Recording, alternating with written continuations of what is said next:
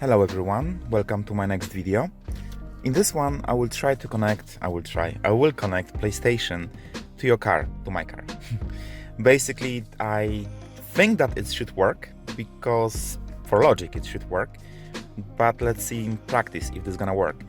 So I bought this PlayStation TV like I think 2 years ago, but I didn't use this much in the last months or even years, like a year I would say.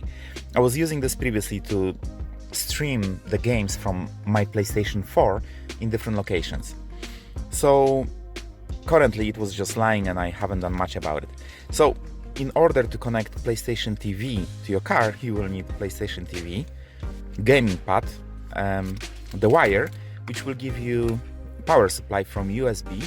I think that there are also other sources, like from the lighter, but I think the best one in my opinion is gonna be just USB. I did test this USB, so it works. It did power my PlayStation, so it worked fine. And also another wire, which will be an adapter from HDMI. So as you can see, it's not even open yet. So this is gonna be the first time when I will be doing something like this. So I will put the link to all those parts on the description. So if you will decide to do something like that, just you can go to the link and just buy those parts. I will also add the information, because this is, I think, quite important to have this right, because they are different sizes of the sockets. So you need to make sure that you got the proper connector, because if you will choose too big or too small, it might not work. Also, this need to give proper voltage for the unit, because if not, then you can actually fry it.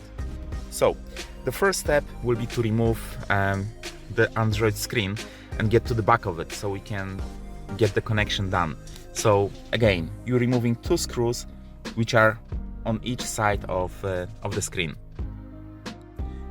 Now you need to find the connectors on the back of the radio which say video in, same as auxiliary in left and right. They are actually easy to be found, because this is like standard colors, so it's just yellow, red and white.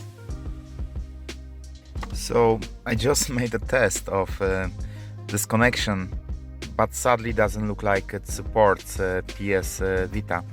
So using this wire I'm not gonna be able to connect. So on this stage I have to pause. I just ordered the new connector and hopefully this new one will work, so we will see. So guys, I did manage to buy additional parts which I need to establish my connection, so hopefully this time it will work. So I bought the HDMI adapter that will change the HDMI signal to RCA, then the RCA to RCA connector, because basically this will be connected next to the radio, so all the wires will have to go down, and this will have to be powered by USB. So sadly I will lose one of the USB ports, but because I bought long wire, it's not so bad, because I will manage to actually put this back to the glove box, and the connection will be in the glove box. So if I will not use PlayStation, then I will just disconnect that. And the last one is the HDMI cable.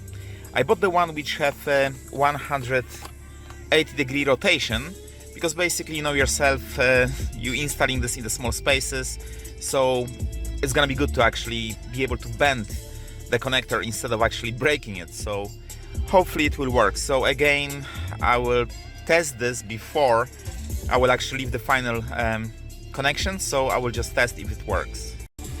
So guys, as you can see, this is a success. I did manage to connect PlayStation to the car and it works fine.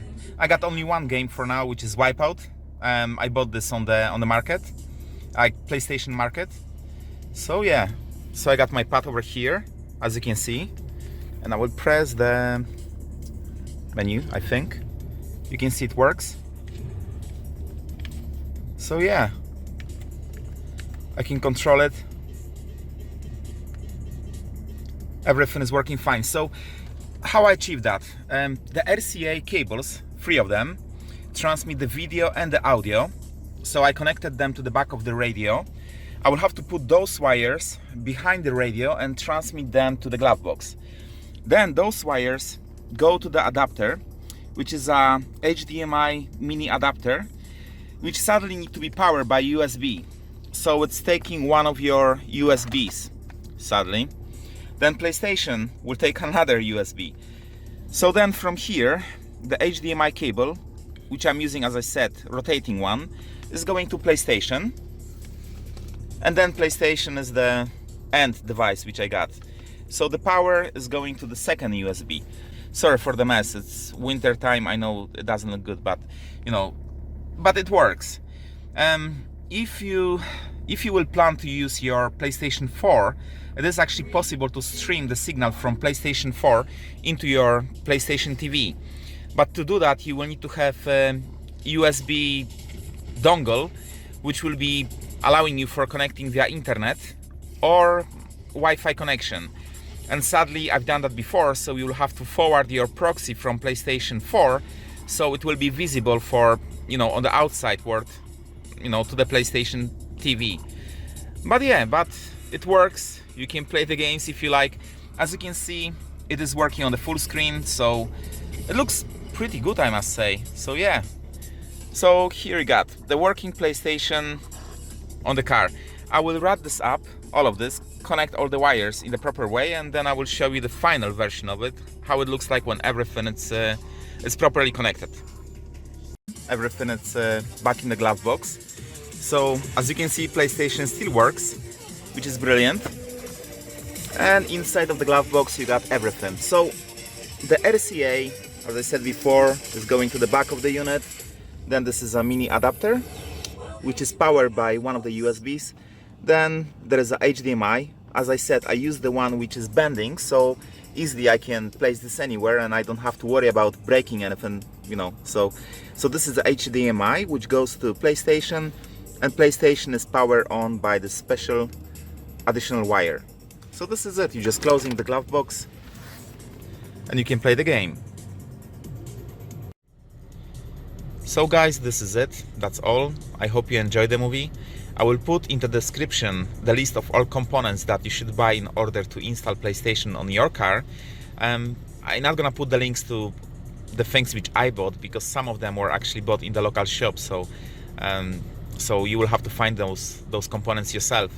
That's pretty straightforward installation, as you've seen, so you can easily do it yourself. It doesn't require any additional knowledge or anything, so that's pretty good. So